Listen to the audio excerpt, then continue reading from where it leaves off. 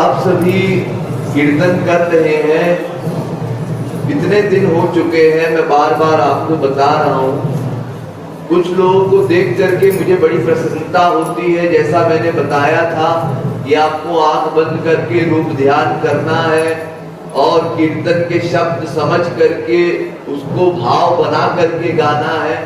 तो कुछ लोग तो ऐसा कर पा रहे हैं, कुछ लोग अभी भी ऐसे हैं जो कि भगवान भरोसे बैठे हुए, यानी केवल सत्संग में आकर के बैठ तो गए हैं, लेकिन न ही वो गाने का प्रयत्न करते हैं, न ही पूरी शक्ति लगा करके सीधी पीठ रख के बैठते हैं, और न ही तो वो कीर्तन देख करके समझने का प्रयत्न करते हैं कि इसमें लिखा क्या।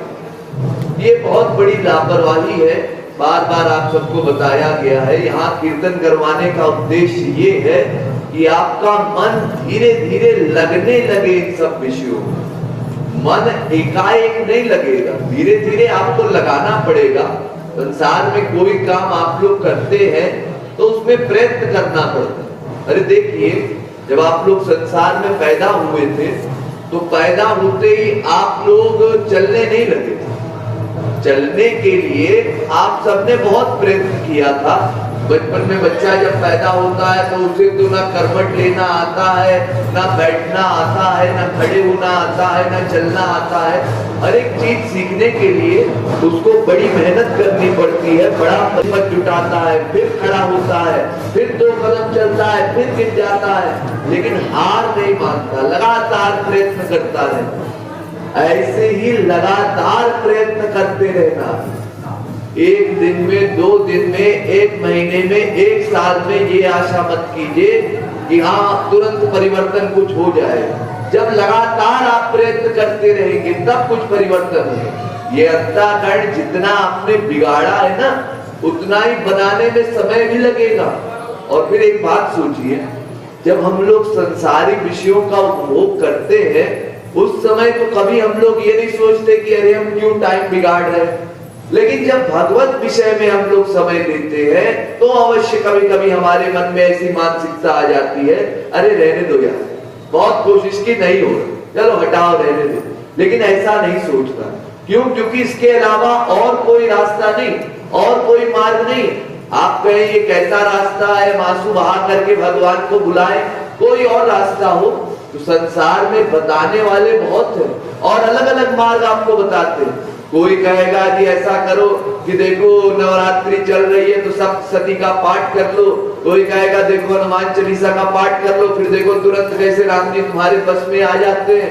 कोई कहेगा ये कर लो, कोई कहेगा व्रत कर लो, कोई कहेगा 4 धाम की परिक्रमा कराओ, और हम लोग जीवन भर इन सब चीजों में लगे रहते हैं। लेकिन जब अपने अंतःकरण का हाल टटोलते हैं तो भीतर परिवर्तन नहीं आता। क्यों? क्योंकि मन ही मेन विषय है और मन पिघलता है किसी के लिए आंसू बहाने से। जब हम आंसू बहाएंगे वो भाव भीतर से प्रकट करेंगे। ये जो कीर्तन चलता है इसका भाव बदलता रहता है। जैसे पहले नाम संकीर्तन करवाया गया तो उत्साह से आपको भगवान नाम गाना है। इसके बाद दैन्य भाव का कीर्तन करवाया गया, श्यामा माँ जो तेरी पदरज ही मिल जाए। ये दैन्य भाव वाला कीर्तन है। ये गा करके साधक को फीलिंग बनानी चाहिए कि हाँ क्या पर्सनैलिटी हमको मिली है।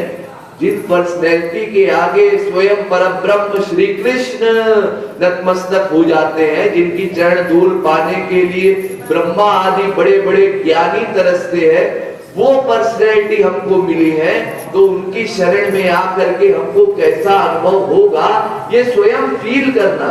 जैसे संसार में आप लोग जब किसी से मिलते हैं तो उससे मिलने पर कैसी फीलिंग होती है, वो कैसा दिखता है, उसका कैसा व्यवहार है, इसका चिंतन आप लोग करते हैं। कभी कोई बात छिड़ी, अरे वो हमारा दोस्त कैसा है, तो दोस्त कैसा है पहले सुना, उसके बाद ध्यान बनाया कौन दोस्त, अच्छा वो रमेश जो वहां पर ब्रह्मपुर में रहता है और उसकी ऐसी ऐसी शक्ल है, ऐसा ऐसा व्यवहार है, ऐसी ऐसी वेशभूषा है, तुरंत आप अपने मन में बना लेते। ऐसे ही आपको अपने मन में ठाकुर जी की छवि को बनाना है, श्री कृष्ण की छवि को बनाना है, और वो भी सजीव छवि को बनाना।